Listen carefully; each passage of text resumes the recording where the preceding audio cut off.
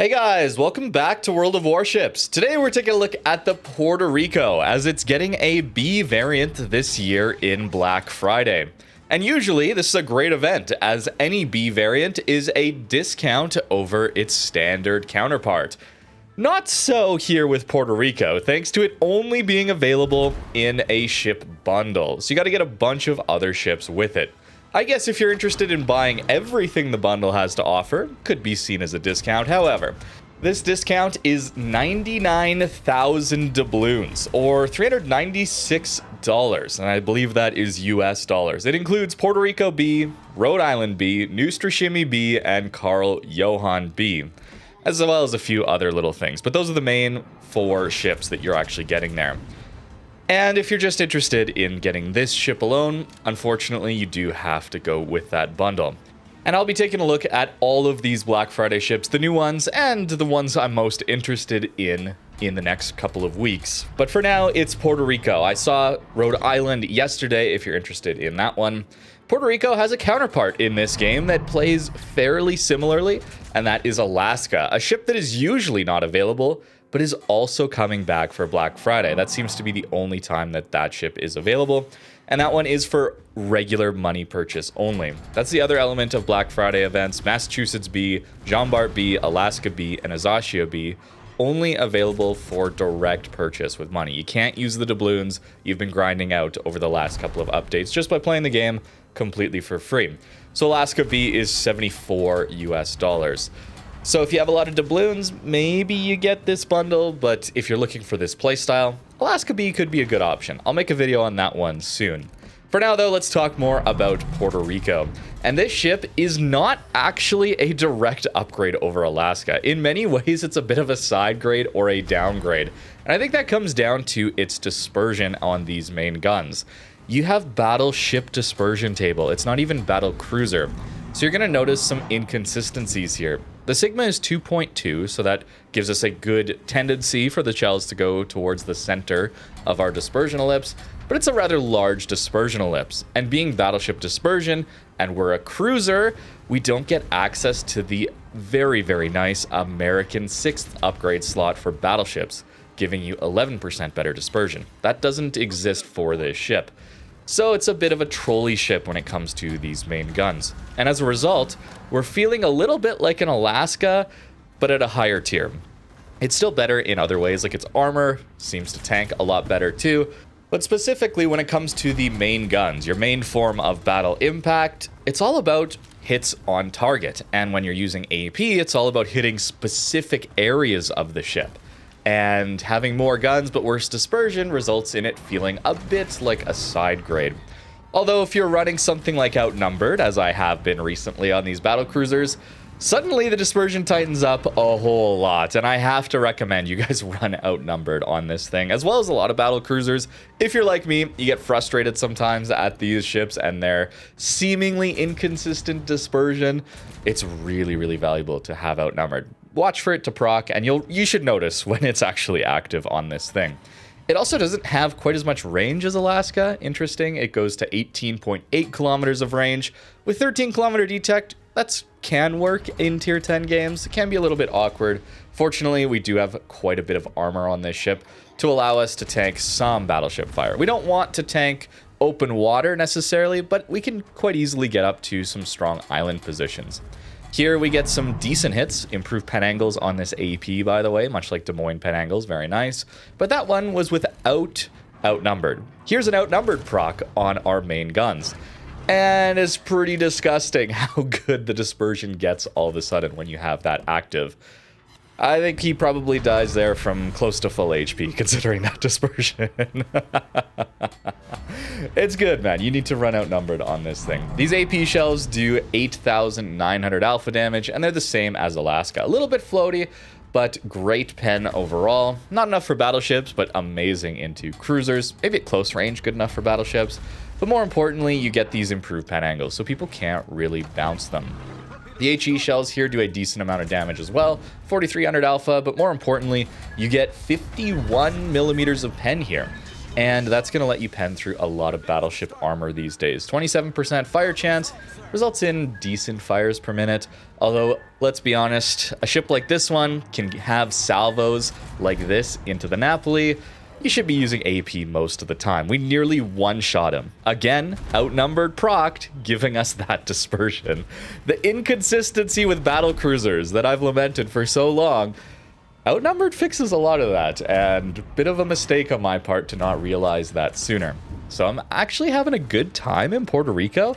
I can't wait to play Alaska and see how that ship is with this outnumbered proc as well. It's interesting that this HE and AP actually has surprisingly decent DPM. The downside being hitting DPM, right? But if I compare it to other tier 10 cruisers, it's got pretty much the same HE DPM as Henry, and actually more AP DPM than Henry. It gets a little closer to like Zhao AP DPM. On a ship that can tank with battleships for shorter periods of time. Our upper belt is 30 millimeters, which is pretty good, but there's a lot of 457s these days. The deck armor being 38 though is quite nice, 27 bow and stern.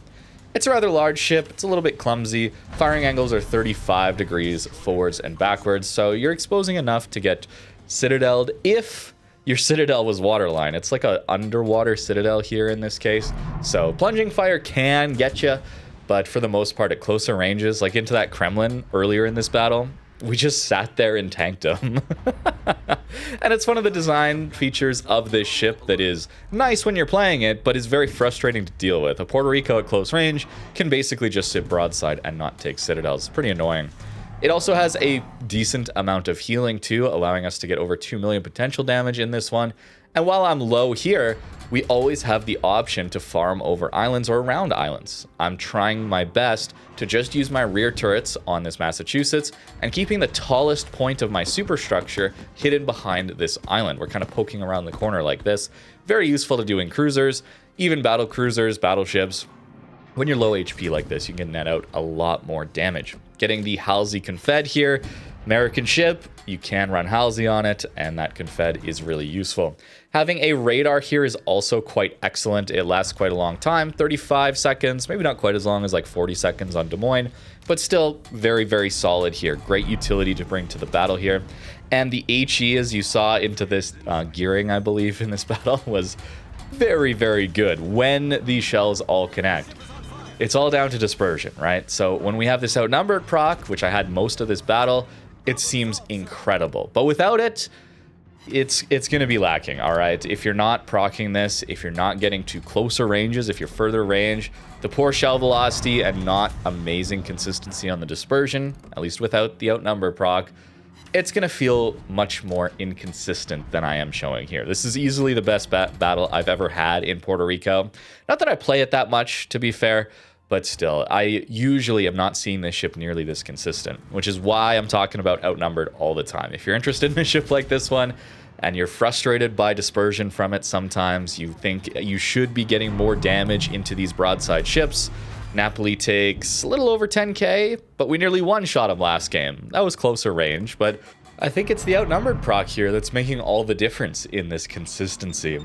Now, if you're interested in this playstyle, but you're not willing to spend 99,000 doubloons or nearly 400 US dollars, completely reasonable, in my opinion. I think that is a ridiculous amount, but some people will spend it to get this thing. But if you're interested, but you're not willing to spend that amount, again, Alaska is a great option. A tier lower, tier 9 matchmaker these days isn't that much different than tier 10, to be honest with you. It's pretty brutal to play tier 9. But Alaska has most of what makes Puerto Rico good, and in fact, maybe even is a little bit better, considering its concealment. You lose a turret, but you gain a bit of reload. And of course, you have battle cruiser dispersion, not battleship dispersion table. And that ship being 75 bucks is still a lot of money. It's still a lot. So if you're interested in battle cruisers at all, there are certainly some great options that are available for coal or steel research points, but those aren't on the American tech tree. They don't have the American radars, so they play a lot differently thanks to not having nearly as much utility to deal with caps and destroyers. They're more damage farmers and they play a little further back maybe, where these like to get up closer to these islands and support from there. And if you try and rush them, these at least don't have a giant citadel, for example. No torpedoes, though, like some of the German battle cruisers may have. An option, I guess, could be Stalingrad, large guns that are consistent and also has a radar. But again, Stalingrad, its armor does not hold up nearly as well, especially Puerto Rico and Alaska. The way their citadel is, it feels like they can just eat broadside salvos, especially Puerto Rico. I couldn't believe how long I lived against that Kremlin in that first battle. It seems like it just never takes citadels, where Stalingrad only takes citadels when it's broadside. That is definitely the weak point of that one. And I'm actually sitting here looking for comparisons to this ship, and I can't believe I missed the video I made yesterday. Rhode Island, bro. I was talking about how it's just a battle cruiser. Play it like a battle cruiser. The more you think of it like that, the better you're going to do in that ship. Having a battleship with cruiser utility like radar and the speed on it and the reload, it plays pretty similarly to Puerto Rico, actually. And that ship you can get separately from this bundle. It's in the bundle for Puerto Rico, but you can also get it separately for $100 or 26,000 doubloons. Unlike Alaska, it is available for doubloons, which you can have been farming up over the last couple of months completely for free just by playing the game. Still very expensive. Overall, when it comes to Black Friday, anything tier 9 and 10, it's not the biggest discounts, let's be honest. 15%. The coupon for doubloon ship. Wow, look at that salvo. Didn't even have the outnumbered buff going there. So sometimes it can work, even without outnumber. But it's more RNG. It's inconsistent. But that coupon in the armory for doubloon ships is 25% off. And that one comes back every 6 months, something like that. And Black Friday for tier 9s and 10s is a 15% discount. Really, what makes Black Friday is the tier 8 and below.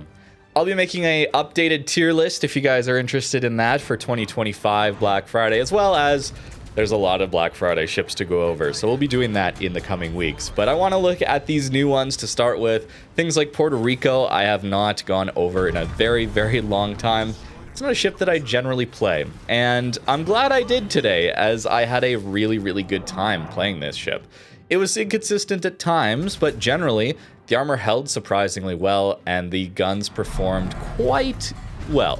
Not perfectly, but generally they were performing solid, and when I found a broadside ship, usually it was doing some pretty good damage. And if not, we still have a faster reload than battleships, right? It's still a cruiser. It's a battle cruiser. It doesn't have a 30-second or even a 25-second reload like those ships do, so we're able to get a lot more damage in. 22 seconds is quite nice. Although, I guess that's the reload of something like a Rhode Island. But that one, you're not taking reload mod, you're taking accuracy mod. Puerto Rico has the advantage there, I guess, in not having that 11% dispersion upgrade like battleships do in the American tech tree, where you can take accuracy slot 3 and reload mod slot 6, which obviously is what I was taking. Range mod, it's a little bit painful with 18.8 kilometers of range, but I would suggest trying to use islands to push up, use your concealment to push up, rather than trying to farm at those longer ranges with this ship. The more you can play at mid-ranges, 15 kilometers and closer, I think the better this ship will perform. It's going to be easier to lead your targets, and more often than not, you're going to get much better damage, especially out of the armor piercing. I am a bit of a enjoyer of AP, maybe a bit of a hater on HE. I try my best to use HE too, but I like the AP so much, and maybe that's why I want to play it closer, because I had really good success out of the armor piercing at these mid and closer ranges. Unfortunately, I don't have the B variant to show you guys the camo here, but it's going to be a Black Friday camo, one of the more modern ones where they add a little bit of flourish to it. You know, Lucian has that example, right? It's a little bit more involved than some of the classic ones where it's just mostly black. So that'll be on the Puerto Rico B. Otherwise, it is the exact same ship. As for the build that I was using here, looked like this. Going for survivability, giving up some damage, giving up some DPM for outnumbered. And it's worth it. Okay, it is definitely worth it. I had a really solid time here. 13-kilometer detect with this build is solid. Maneuverability, it's a bit of a brick. At least our rudder shift is decent here, but not great turning circle radius if you get caught broadside. Fortunately, you don't have Citadel, so you actually don't get punished much, which is not great design in my opinion, but when you're playing it, it is useful. Reload mod here getting us down to 19.4 seconds of reload. A little bit of Halsey, a little bit of AR gets that down quite a lot better. The HE shells here are actually very good considering their pen, their damage, fire chances, all pretty solid. So well worth using, well worth swapping towards. So of course, that's why we're taking gun feeder. Trying to extend our radar duration just a little bit. Not a lot of other great skills in the 2-pointers though. So that's why I went with that. And the upgrades here, of course, going with reload. You can go range, okay? You can if you want to, but I think this ship is much better played at those mid-ranges, and trying to use further distance yet to play is just going to be more frustrating, and you're not going to get nearly as good battles, in my opinion. Maybe this gets you locked out of certain games, though, which is also frustrating, and it is fair to use your range mod if you find that more annoying. Here we have Aiming Systems Mod 1, Battleship Dispersion, Aiming Systems Mod 1. I'm really missing the 11% dispersion we get on the American battleships. Rhode Island, brought it up already. Go watch yesterday's video if you're interested. It's a solid ship as well, and you get that 11% there. Well worth taking on those American battleships. And then we're taking radar mod, and then I guess main armaments mod. Not that I noticed the turrets getting knocked out that often, but I took that anyways. Here is the armor layout, 27, 30, 38 on the deck armor, and 254 here on the belt armor. That's not your Citadel though, because your Citadel, yeah, it's below water. At longer ranges, there can be some plunging fire. This is overmatchable, right? There can be some plunging fire at really long ranges. But at those closer ranges, I mean, we sat broadside enough to use all of our guns. That's more than 35 degrees of broadside to that Kremlin at close range, and he was never able to Citadel us. Like, to me, that just seems silly. I don't like that design at all. But that's what Puerto Rico gets. It is an advantage, and I would be wrong to not point that out. So if you're looking for a battle cruiser with a lot of utility, it's reasonably tanky at those closer ranges, and can be rather devastating with the main guns. When they hit, Puerto Rico's a decent look. However, I think the cost is just way too much. And personally, I would just get Alaska if you're interested in this playstyle, more specifically for American cruisers. Or go with something like the Rhode Island B if you have a bunch of doubloons and you don't want to spend real money on something like the Alaska, because you can get Rhode Island B for doubloons this update. But let me know what you think in the comments down below. Looking forward to looking at all these B variant ships. It's always a fun time in November when we get some very nice discounts, especially on some of those tier 8s. Well, that's it for today's video. Thank you very much for watching, and have a great rest of your day.